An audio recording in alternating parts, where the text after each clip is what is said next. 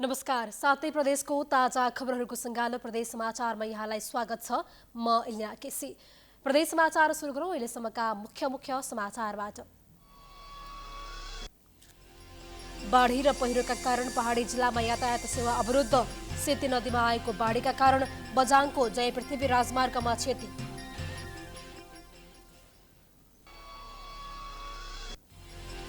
मकवानपुरको हेटौडा उपमहानगरपालिका स्थित हेटौडा क्याम्पसमा विद्यार्थीहरूको तोडफोड। परीक्षा दिइरहेका 2 छात्रामाथि दुर्व्यवहार भएको आरोप।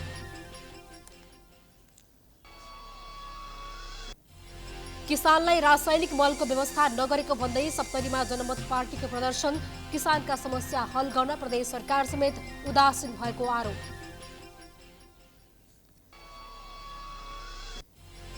र संरक्षण अभावमा रुकुमको मुसिकोट दरबार परिसरका संरचना जीर्ण। दरबार अवलोकन गर्ने पर्यटकको संख्यामा समेत कमी।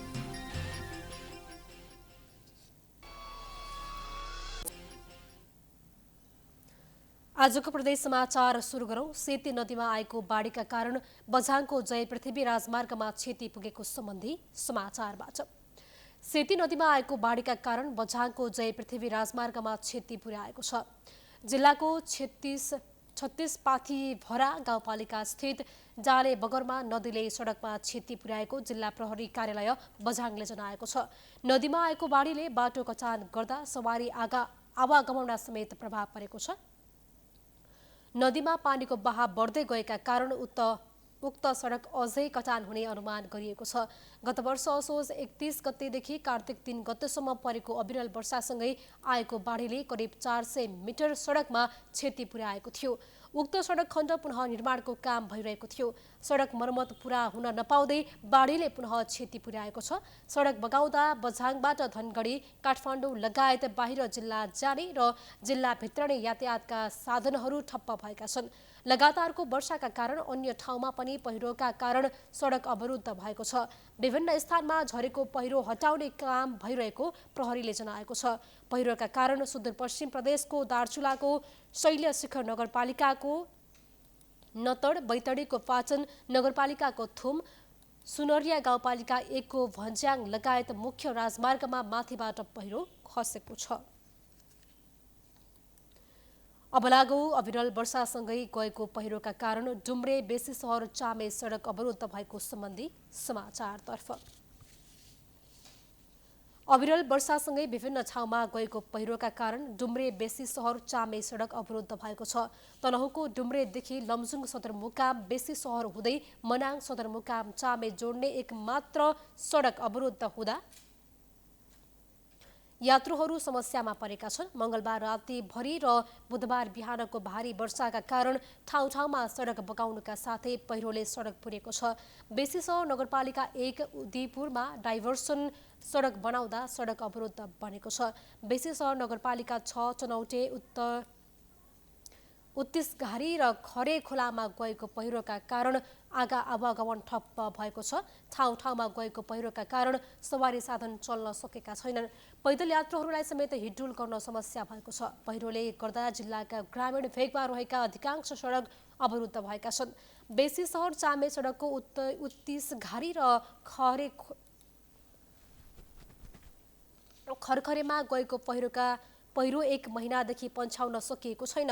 पहिरो पन्छाउन नसक्दा ठूला सवारी साधन चल्न सकेका छैनन् भने साना सवारी साधन बेसी सहरदेखि बाजाखेत, लेती, सिमलचौर हुँदै भुलभुले निस्कने गरेका छन्।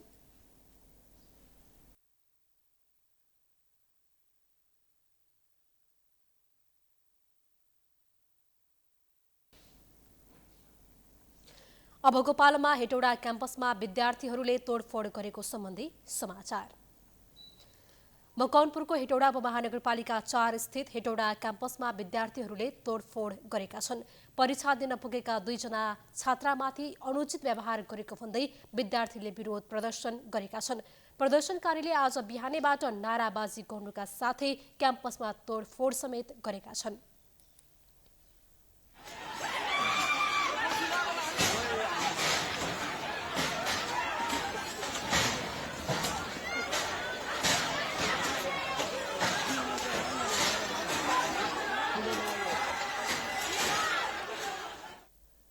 मकवानपुर बहुमुखी क्याम्पसबाट परीक्षाको लागि हेटौडा क्याम्पस पुगेका 2 छात्राले कर्मचारीले आफूहरूलाई दुर्व्यवहार गरेको बताएका थिए। चिट लुकाएको भन्दै आफूहरूको भित्री वस्त्र समेत खोल्न लगाइएको ती छात्राको भनाइ छ। उनीहरूले घटना सार्वजनिक गरेपछि विद्यार्थीहरू आक्रोशित बनेका छन्। पीडित विद्यार्थीले आफू महिनावारी भएको र प्याड प्रयोग गरेको भन्दा समेत कर्मचारीले प्याडमा समेत चिट हुन्छ भन्दै खोल्न लगाएको बताएका छन्। यस घटनालाई लिएर मकवानपुरमा क्रियाशील विद्यार्थी संगठनहरूले आपत्ति जनाएका छन्। दुर्व्यवहार गर्नेलाई कडा कारबाही गर्न माग गर्दै विद्यार्थीहरू आन्दोलित भएका छन्। उता हेटौडा क्याम्पसका सहायक क्याम्पस प्रमुख देवीराम लामाले घटनाबारे आफूहरूको ध्यानाकर्षण भएको बताएका छन्। यसबारे अनुसन्धान गरी दोषीमाथि कडा कारबाही गरिने प्रतिबद्धता लामाले व्यक्त गरेका छन्। आफूहरूले सर्वपक्षीय छलफल गरी दोषीको पहिचान गर्ने पनि लामाले बताएका छन्। प्रदेश समाचारमा पालो भएको छ विश्रामको।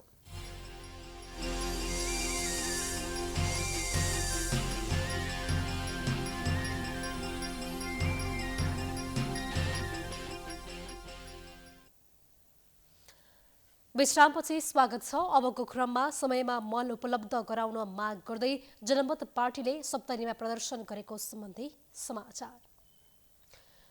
रोपाईको समय बित्न लाग्दा समेत मलको व्यवस्था नगरेको भन्दै जनमत पार्टीले सप्तरीमा प्रदर्शन गरेको छ।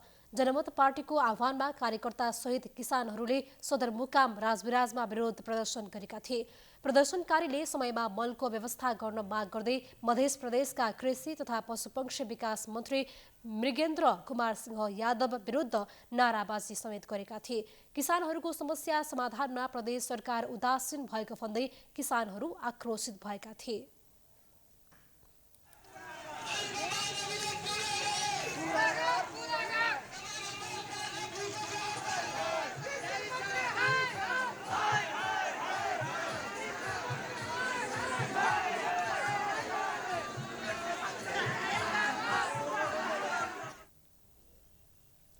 जनमत पार्टीका कार्यकर्ता सहितको र्यालीले बजार परिक्रमा गरी जिल्ला प्रशासन कार्यालय पुगी किसानको समस्याका बारेमा प्रमुख जिल्ला अधिकारी समक्ष 12 बुँदे माग पत्र पेश गरेका थिए। प्रदर्शनमा जनमत पार्टीका जिल्ला इन्चार्ज ममता झा, केन्द्रीय सदस्य सुरेन्द्र शर्मा मधेसी, पूर्व जिल्ला संयोजक चन्देश्वर मण्डल किसान, युवा नेता रघुनन्दन यादव लगायतको सहभागिता रहेको थियो।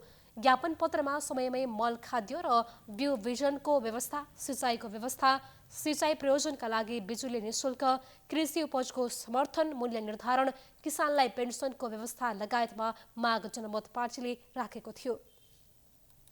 ज्ञापन पत्र बुझ्दै प्रजीय जनार्दन गौतमले जनमत पार्टीले किसानका सम्बन्धमा राखेका माग तत्कालै प्रधानमन्त्रीको कार्यालयमा पठाइदिने प्रतिबद्धता जनाएका थिए। अब लागौ मोरङको उर्लाबारी स्थित मदन भण्डारी अस्पतालमा चिकित्सक नहुँदा उपचारमा समस्या भएको सम्बन्धी समाचारतर्फ। मोरङको उर्लाबारी 3 मंगलबारे स्थित मदन भण्डारी अस्पताल एन्ड ट्रमा सेन्टरका चिकित्सक तथा नर्सहरू एकैपटक सरुवा भएपछि उपचार सेवामा प्रभाव परेको छ। फिजिसियन डाक्टरको सरुवा भएपछि अस्पतालको सेवा प्रभावित बनेको हो। एक रिपोर्ट।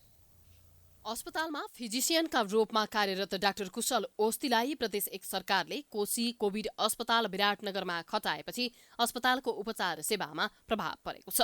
प्रदेश सरकार स्वास्थ्य मन्त्रालय मार्फत सरुवा गरेपछि भण्डारी अस्पताल एन्ड ट्रमा सेन्टरमा उपचारका लागि आउने बिरामीहरू मर्कामा परेका छन्। यसपालि कुशल भन्ने डाक्टर आइकन त्यतिको सुविधा चाहिँ मैले पाएको थिइनँ। उहाँले म पनि चिनी रोगको 1000 mg को औषधि 4 दिनमा खाने, श्रीमती पनि खाने। श्रीमतीलाई चाहिँ अब त्यो गोलीले नभएर अहिले इन्सुरेन्स प्रयोग गर्नुपर्छ।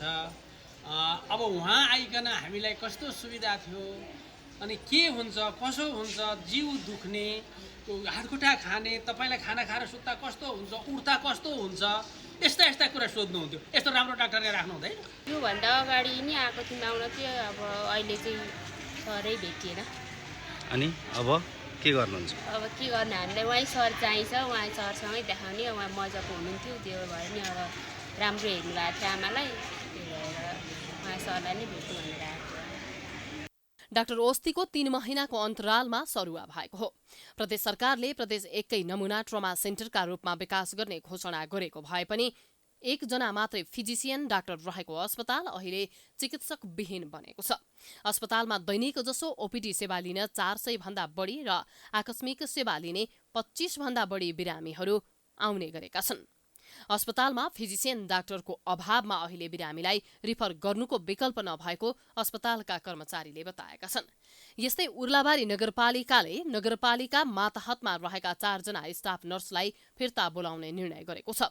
उर्लाबारी नगरपालिकामा नयाँ नेतृत्व आएसँगै अघिल्लो नेतृत्वले गरेका निर्णयहरू उल्ट्याउँदै नयाँ नेतृत्वले 4 जना नर्सलाई फिर्ता लैजाने निर्णय गरेपछि अस्पतालको उपचार सेवा प्रभावित भएको छ।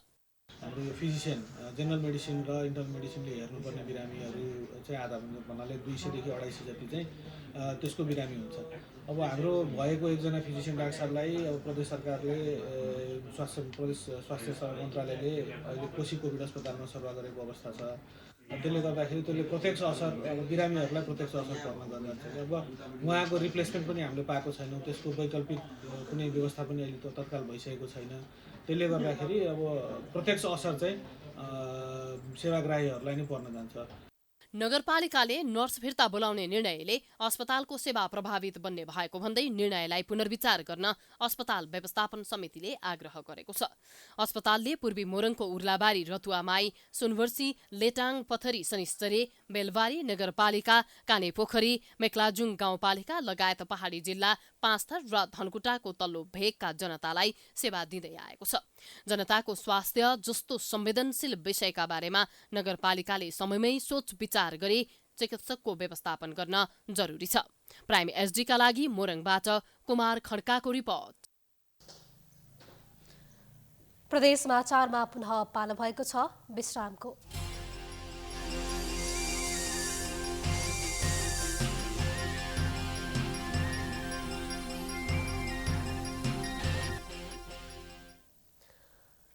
विश्रामपछि पुनः स्वागत छ। अन्तमा रुकुम पश्चिमको मुसिकोट दरबार परिसरमा रहेका संरचनाहरू संरक्षणको अभावमा जीर्ण बनेको सम्बन्धी समाचार। रुकुम पश्चिमको मुसिकोट नगरपालिका 4 स्थित मुसिकोट दरबार परिसरमा रहेका संरचनाहरू संरक्षणको अभावमा जीर्ण बन्दै गएका छन्। दरबार परिसरमा रहेका संरचना टुट्दै गएपछि दरबार अवलोकन गर्न जाने पर्यटकको संख्यामा समेत कमी आएको छ। एक रिपोर्ट। रुकुम पश्चिमको सबैभन्दा बढी आन्तरिक पर्यटक जाने ठाउँ मुसिकोट दरबार हो। तर पछिल्लो समय दरबार हेर्न आउने पर्यटकको संख्यामा कमी आउन थालेको छ। पर्यटकलाई आकर्षण गर्न दरबार क्षेत्रभित्र निर्माण गरिएका भौतिक संरचनाहरू टुट्न थालेपछि दरबार हेर्न आउने पर्यटकको संख्यामा कमी भएको छ। दरबार हेर्न आउने पर्यटकले दरबार परिसरभित्र निर्माण गरिएका बालस्तम्भ, बाघ, नागप्रतिमा, बदेल लगायतका संरचनामा केही टुटे फुटेको बताएका छन्। भेउटावरको छानो समेत हावाले उडाएको भन्दै टुटेको संरचना पुनर्निर्माण गर्नुपर्ने घुम्न जाने आन्तरिक पर्यटकहरूले बताएका छन्। दरबार संरक्षणमा स्थानीय सरकारले ध्यान नदिएको भन्दै स्थानीयले गुनासो गरेका छन्। स्तम्भहरू भत्किएको रहेछन् र बच्चाले खेल्ने ठाउँहरू पनि भत्किएको रहेछ र टावरको छत पनि गएको रहेछ। स्थानीय सरकारको यतातिर ध्यान नगएको जस्तो देखियो। यदि स्थानीय सरकारले यतातिर ध्यान दिएर स्तम्भहरूलाई पुनर्निर्माण गर्यो भनेपछि आन्तरिक र बाह्य पर्यटकहरू अझै पनि आकर्षित हुन सक्छन् र धेरै राम्रो हुन सक्छ। यता मुसिकोट नगरपालिकाले भने दरबारलाई पर्यटन मैत्री बनाउन गुरु योजनाको अवधारणा अगाडि सार्ने बताएको छ। दरबार प्रवेश गर्ने बाटो व्यक्तिगत जग्गामा पर्ने भएकाले जग्गा धनीसँग सामान्य विवाद हुँदा 3 महिनादेखि दरबार बन्द भएका कारण दरबारभित्र निर्माण गरिएका भौतिक संरचनाहरूमा केही क्षति भएको नगरपालिकाले जनाएको छ। दरबारको अनुगमन गरी दरबारलाई पर्यटकीय गन्तव्य स्थल बनाउन भत्किएका संरचना पुनर्निर्माण गर्नुका साथै दरबारभित्र थप संरचना बनाउनु पर्ने नगरपालिकाको भनाइ छ। मुसिकोट दरबार 2-3 महिना अलिकति बन्द भएको अवस्था पनि पायौँ, किनभने चुनाव थियो, हामी नआएको अवस्था र आइसकेपछि पनि हामी कार्यपालिकाको लगायत आफ्नो नगरपालिकाभित्रको कामहरू गर्नमा अलिकति व्यस्त भएकोले त्यतातिर हाम्रो त्यति ध्यान जान सकेको थिएन र तत्काल हामीले त्यहाँ चाहिँ हेर्ने चौकीदारलाई बोलाएर अलिकति केही त्यहाँ सामान्य विवादहरू रहेछ, जग्गाको केही विवादहरू र केही चाहिँ अरू अन्य कारणहरूबाट त्यो रोकिएको अवस्था त्यहाँ पाइयो र त्यसलाई हामीले हाम्रो कार्यालय प्रमुख प्लस म आफै बसेर त्यसलाई समाधान गरेर अहिले त्यो सञ्चालनमा छ।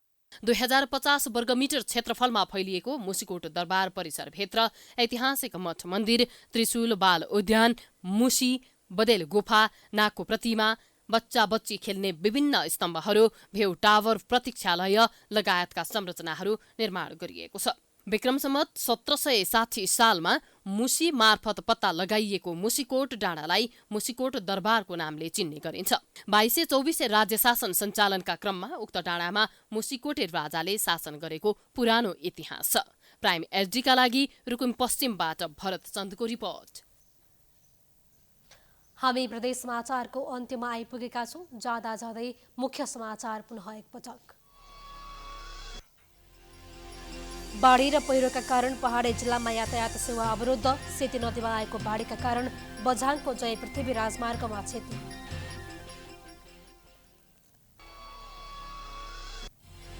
मकवानपुरको हेटौडा उपमहानगरपालिका स्थित हेटौडा क्याम्पसमा विद्यार्थीहरूको तोडफोड। परीक्षा दिइरहेका 2 छात्रामाथि दुर्व्यवहार भएको आरोप।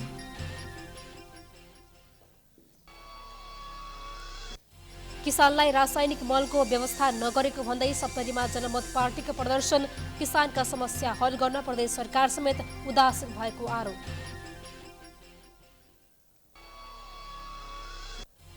र संरक्षण अभावमा रुकुमको मुसिकोट दरबार परिसरका संरचना जीर्ण।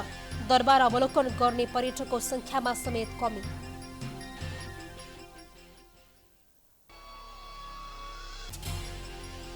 प्रदेश समाचार अहिलेलाई सकियो। हेर्दै गर्नुहोला प्राइम टाइम्स एचडी। नमस्कार।